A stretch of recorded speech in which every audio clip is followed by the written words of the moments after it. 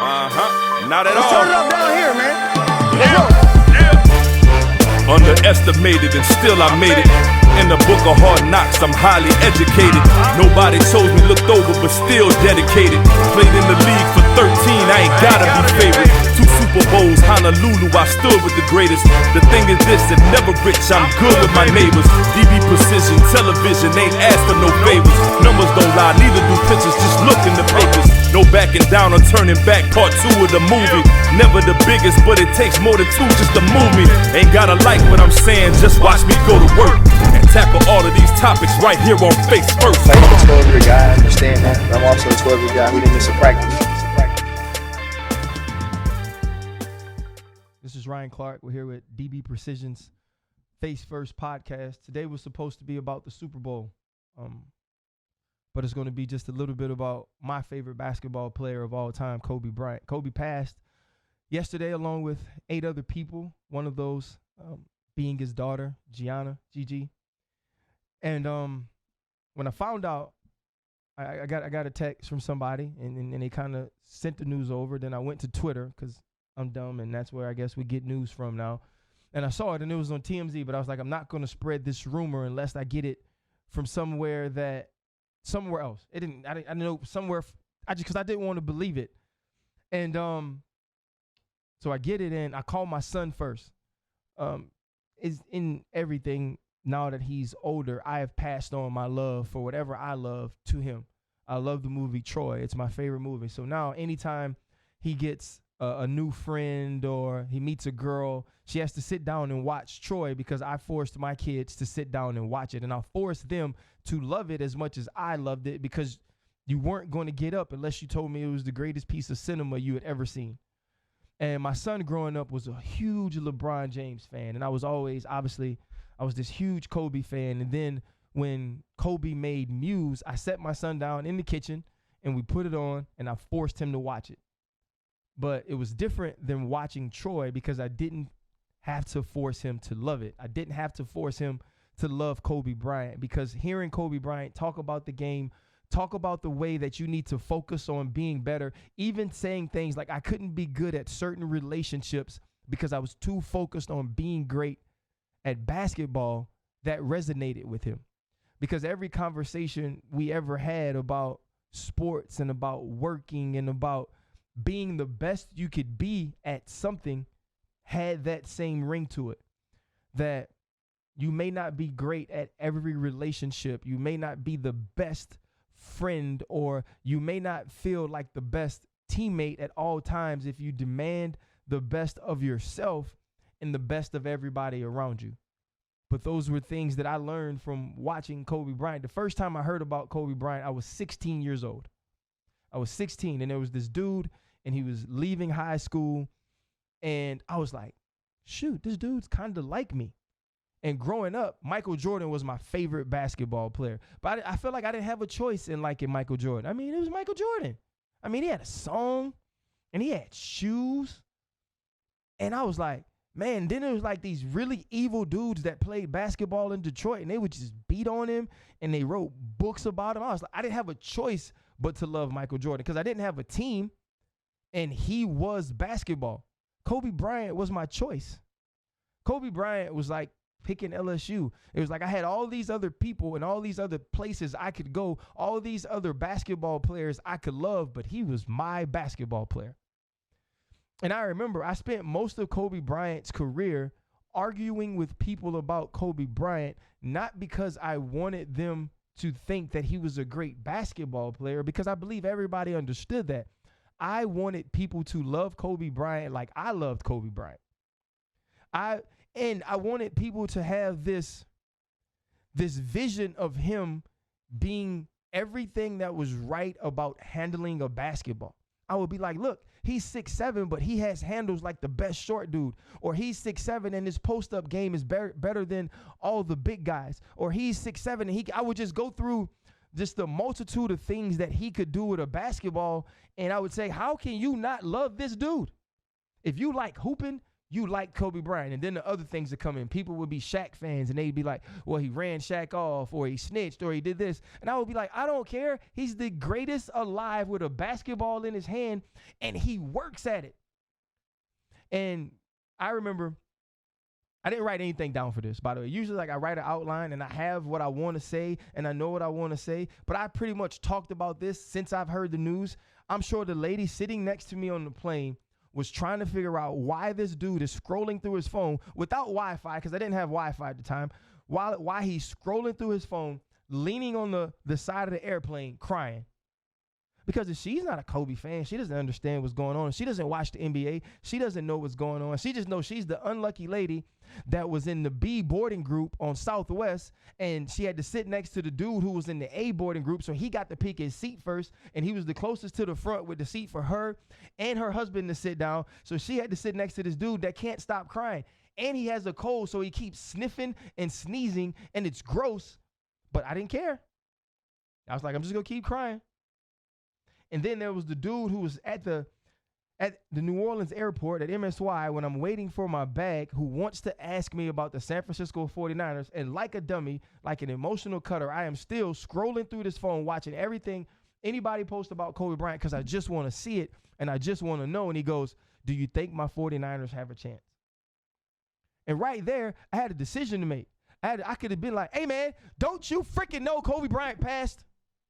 But I couldn't do that because that's not for everybody. Everybody isn't feeling what I'm feeling. And I ain't never met him. I don't know him. It ain't my homeboy. So it isn't like I get to say I have the excuse of, hey, man, someone close to me just passed and I'm dealing with it. I apologize if I can't answer your question about the 49ers. So you know what? I had to be like, man, it's going to be a really good game. And then as people shake my hand as I'm walking through the airport, and they're saying, hey, RC, man, we love you on TV, this and that. I shake their hand, I say, thank you. And I immediately go back to thinking about Kobe Bryant and trying to figure out who am I going to call to be on the phone with me who is mourning as much as I'm mourning, because I don't want to talk to anybody who is not mourning. I don't want to talk to anybody who is going to think I'm stupid, because I already feel stupid because I cried in the airport in Tampa. I cried on the plane. I cried in the airport at MSY. I cried on the way home. I woke up this morning and I cried again because everything I see about him makes me remember how I grew up with this dude. So to me, he is kind of my friend, right? He was 17 when I was 16, and he was going to prom with Brandy the year before I went to prom. Like, all that junk was cool. And then he was this super intelligent young dude, which at the time I felt like I was a super intelligent young dude. I went to Archbishop Shaw. I was an honor roll student. I was the only African-American kid to get a Silver Eagle Award. I was like, I'm like him. He's just very good at something that I'm not very good at, but I love it. Like, I liked basketball. I love Kobe Bryant. I like other players. I love Kobe Bryant. I would argue with people, you know, like, people are putting out all these things about how you shoot the paper in the basket or in the garbage can, and you'd say Kobe.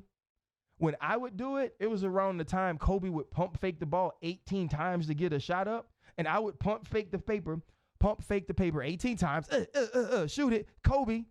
And if I missed it, I'd go rebound it and shoot it again, because I knew that's what he'd do. And then when I would argue with people, when they would say he shot the ball too much, I would try to explain to them, yes, you may think that, but a bad shot falling away from the goal with 3 people on Kobe is a better shot than Smush Parker shooting it. I needed people to understand that he was perfect in everything he did in basketball. But where I learned to love him was his imperfections in life. Because when he came out, you remember Kobe had a rap song and he rapped in like another language. I was like, oh my goodness, I actually need to pay attention when I go to Spanish. I could one day rap in another language. And so he did all these things. And I remember he came out and he said, I'm shooting for Michael Jordan. Ooh, you can't do that. Oh no, you can't say Michael Jordan. And then I remember people hating him because he was the closest thing we ever saw to it. The junk just looks exactly like him. And then he comes out, he said, I'm going to win the dunk contest. He wins the dunk contest. And then we go to Utah, because we went to Utah, not the Lakers. We went. No, I'm not a Laker fan. I'm a Kobe fan. It's different. I know it's different. I didn't root for the Showtime Lakers because the Showtime Lakers had to play Michael Jordan. I was rooting for Michael Jordan at the time. I went outside when he did the thing with the right hand, switched it to the left and laid it up. I was outside doing that because that was dope. Had he done that on Kobe, I'd have wanted to fight Mike because Kobe was mine.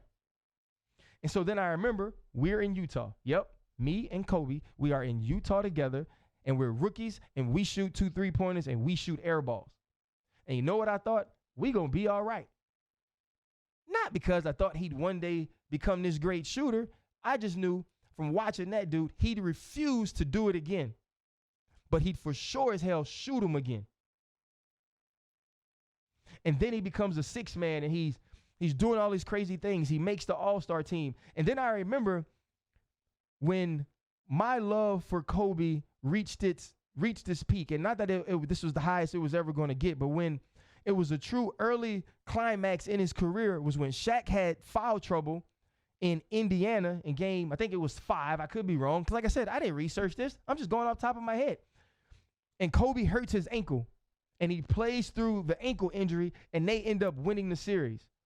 And that's when everybody was saying, oh, it's all about Shaq. I was like, but wait. He can't win without this dude. And, you know, and they win 3 of them. And then there's a time when they're getting to the playoffs. They get in the playoffs and they're in the finals. Shaq's averaging 31. Kobe's averaging 30.5. Shaq has double-digit rebound. Kobe's has a ton of rebounds, assists. And I'm like, nah, these dudes need each other. One's the best big man in the league. The other is the best guard in the league. These dudes are the greatest of their positions together. And together, they do this. And then they split, and everybody starts to hate Kobe because Shaq was likable. Right? Shaq was the star first. And I was like, hell no, Lakers, if we got to make a choice, we are choosing Kobe. And if you let Kobe go, we ain't tripping. We going somewhere else and win a championship. That was what I thought, because that was my boy. It was like he shot me a text, or probably like a 2-way back then, on a 2-way pager and said, hey, RC, they acting funny. I want Shaq to go. He ain't really working like I want him to work. So we just going to go ahead on. We're going to let Shaq go, or they going to keep Shaq, and we're going to go somewhere else and win the championship. I'd have been like, cool. I will burn these jerseys right away and get me some new ones. And I remember like watching people in their fandom and when Prince and Michael Jackson and Whitney Houston, all these people who I truly adored what they did in their craft. They were the greatest artists, some of the greatest artists of their time. And people are like falling out and crying. I'm like, y'all don't know them people. Like, what you sad about? I know now. And anybody, I never said it out loud, but I am sorry, because I get it now.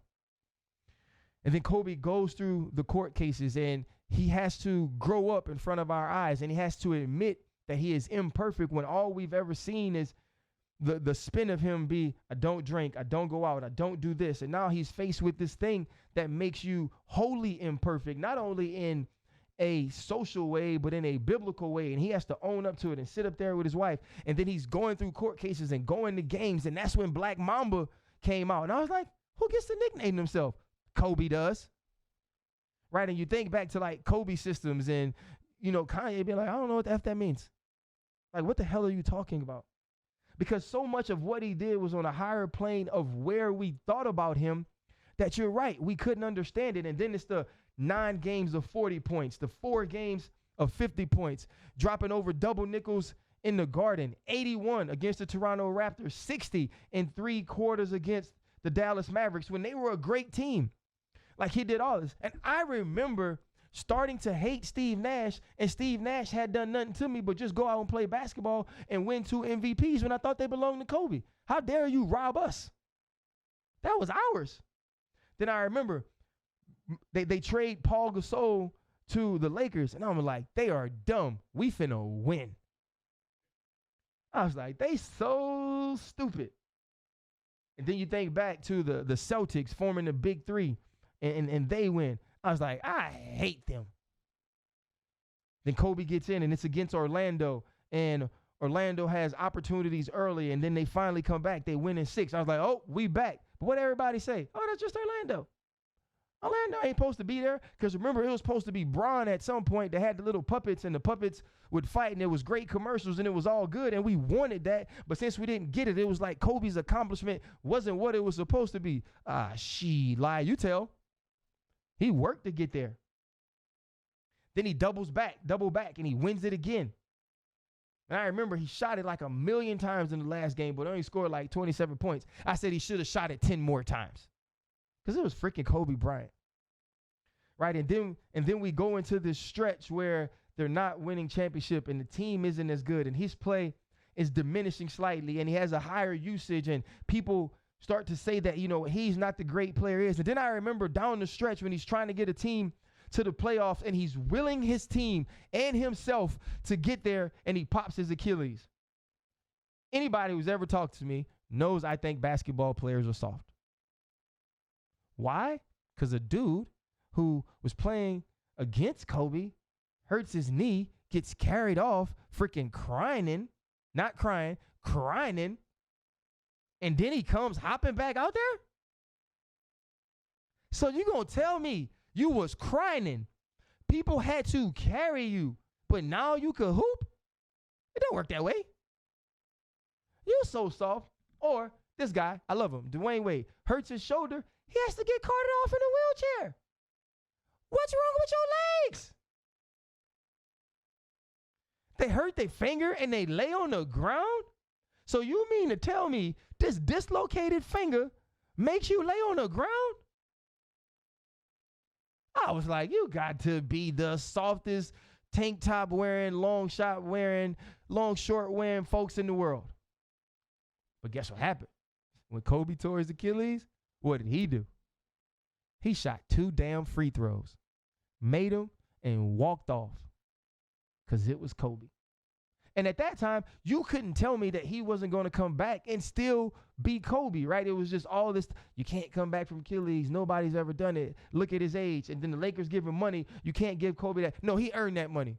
Kobe should have been getting lifetime money from the Lakers.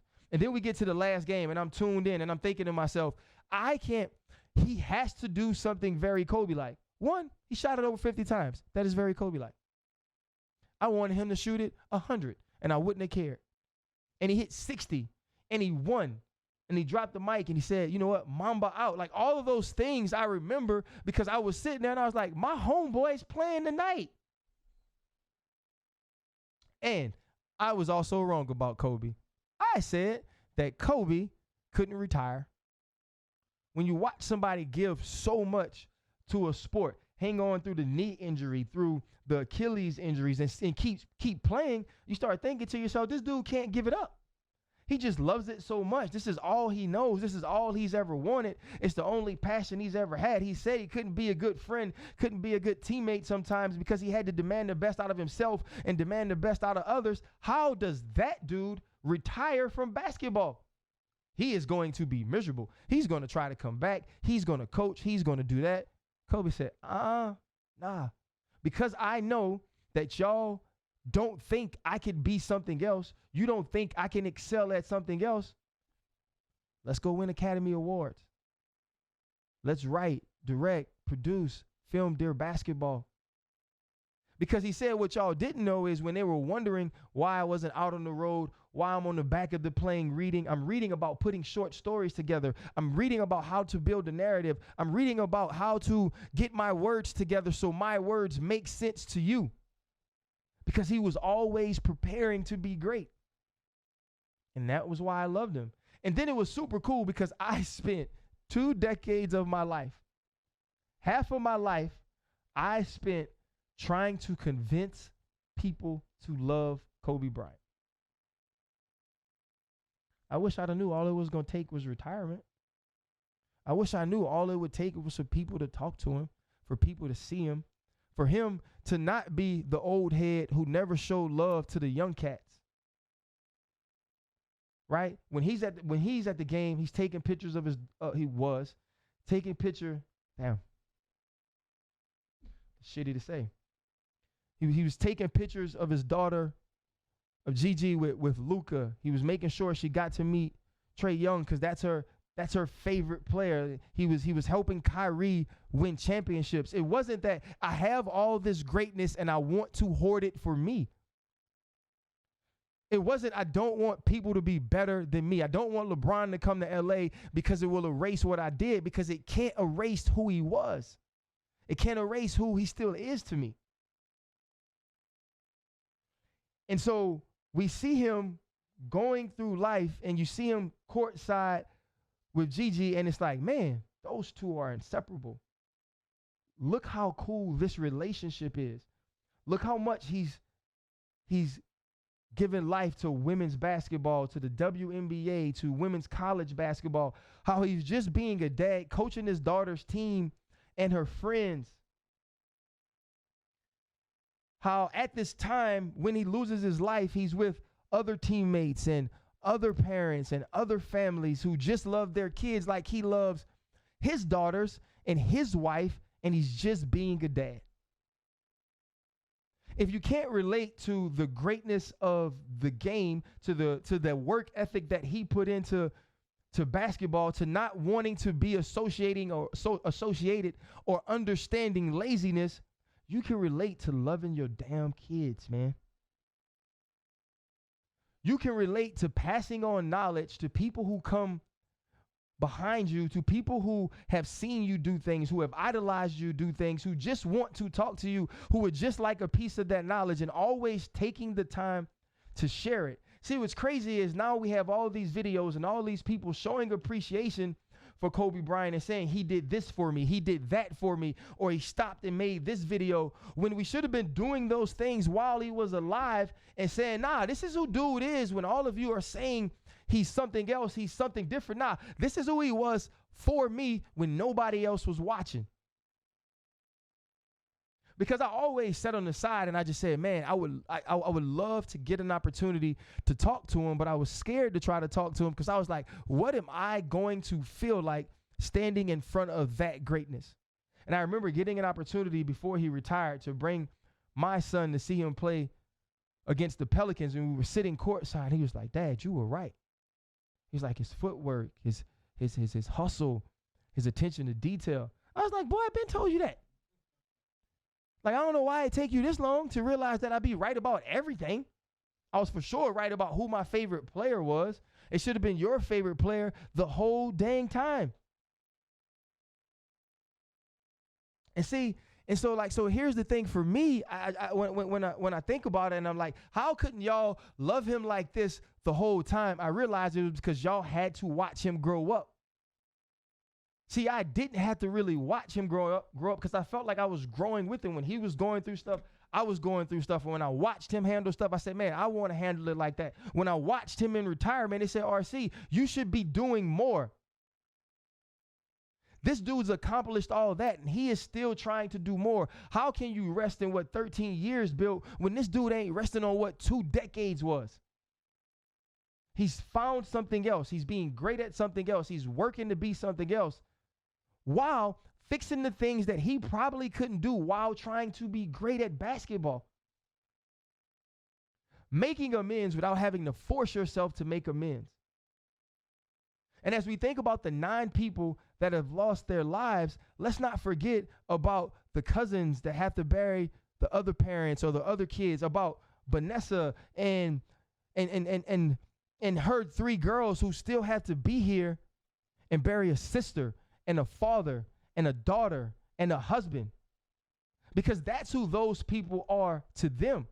And as we sit here and we cry and we try to deal with it, because that's what I'm doing. I'm crying and I'm trying to deal with it. And I'm here to talk about it because I needed to talk about it to people, but I called all my friends already. I called them all just to talk about it. Don't let days go by without showing that you love people, because the one thing I knew was when I was getting phone calls from my mother, my father, my brother, my sister, my aunt, my best friends, and all they would ask me was, are you okay? I understood that I didn't wait until he passed away to tell people how much he loved them, how much I loved him. I wore the jerseys. I wore all the jerseys. I wore the USA jersey. I wore the old throwback Minneapolis joint. I wore the 8s. I wore the 24. And I always felt like, you know what? As a grown man, I shouldn't be wearing other people's jerseys. But guess what? That's my homeboy. I can wear it because we grew up together. And if we grew up together, it doesn't matter that I wear his jersey. It doesn't make me a dork or a nerd or a fanboy, because it's Kobe Bryant. He's one of the greatest that ever did it. He's my favorite that ever did it. And I'm going to support that. And I'm going to rock through the bad stuff, through the good stuff. I'm still rocking now. And I love sitting at home or getting phone calls from people throughout his retirement who used to tell me when I would be like, hey, man, I love Kobe. And they would be like, yeah, he can hoop, but I don't want to get a beer with him. And for a little while, I let that weigh on me and be like, well, maybe you don't have to get a beer with him. And now I should have said, F you. If Kobe Bryant buys me a beer, I'm going to chug it. And then I'm going to chug it so the next one I can buy for him. It's been super cool to see all of these people tell their stories of dealing and meeting and being around Kobe Bryant. And I'd be lying if I said I'm not jealous. Because I am. And I ain't jealous of much stuff. I don't even really want much stuff. It doesn't matter. But if I could have got that conversation, if I could have had that picture, that would be something that I would cherish whether Kobe Bryant passed away yesterday or not. The truth is, I've lost many people in my life. I had a friend commit suicide in college. I've lost older cousins and friends, and obviously Sean Taylor. And I'll be honest, I haven't cried this much since Sean. And because it felt like I almost knew Kobe Bryant in that way. So all I can say, man, is like hug the people you love. Tell them that they are great while they're here. Be honest with them. Spend time with them. Because what's important today, you may not have the opportunity to say that it's important tomorrow. 9 people lost their lives yesterday. We don't get them back. You don't get that time back. And when I see all the pictures of Gigi and Kobe Bryant, I smile, I cry a little bit, and then I think to myself, because you saw him everywhere together, like that was his road dog. Like you saw him, he even said like when people would come up to him and be like, Kobe, you got to have a little boy, somebody to carry the legacy, woo, woo, woo, woo. She'd be like, nah, bro, we cool. I got this. I go back to being a parent and thinking about the fear in knowing that you couldn't keep your child from being scared. You couldn't keep your child safe. I couldn't imagine it. Because we got to remember, we're saying Kobe Bryant passed away yesterday, but this dude jumped over cars. Meaning tell me he couldn't jump out the helicopter? Because to me, as much as he was my friend, he was also kind of my hero. I admired him. I thought he was larger than life. And this larger than life human, this human that's not supposed to baby, that every day the sun comes up, he's supposed to come up with it, just lost his life going to be a dad. And I look at the smiles that they would have when they were on court side, talking basketball, living basketball. And I often think to myself, or I have thought to myself now, those two can't live without each other. That trying to console Kobe Bryant if something happened to Gigi would be something that no human in this world could do. Trying to console her if something happened to her father would be nothing. There would be nothing in this world that anyone could do to do those things. So they went together, and I hope they held each other, and I hope they consoled one another. And I know they'll walk into heaven together. And so the hoop team up there just got a lot better. They got 2 stars. I am forever grateful that I got to watch Kobe Bryant grow up. This was something that I needed to do for me. It was something that I thought he deserved because of the impact he had on my life. And he'll always be my favorite hooper.